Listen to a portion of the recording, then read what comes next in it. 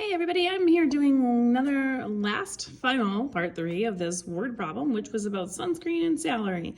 So if you didn't get the chance to see either of the first two parts, the first part showed how we set up the equation.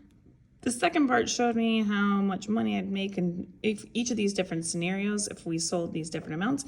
And now we're given some pieces of information about what is her weekly pay if she sells 360 tubes, which we're going to follow basically the same scenario right here. And then we're going to talk about what happens when she has a pay of 130. So when we're looking at this, if we sold 360 tubes of sunscreen and we make 25 cents off of each of them, and then we're also getting an automatic $90 for this, we're going to be looking for her salary. So we're going to be following this setup right here.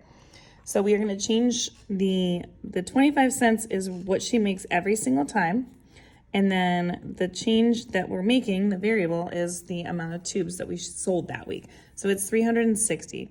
Now our constant, we always are going to get $90. So it doesn't really matter how many we sell. We're just always going to end up with that $90.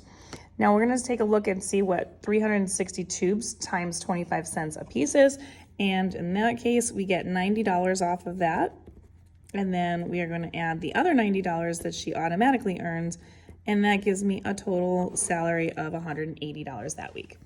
Now on the other side here, we have what happens if we know what she made and we're looking to find out how many tubes she sold.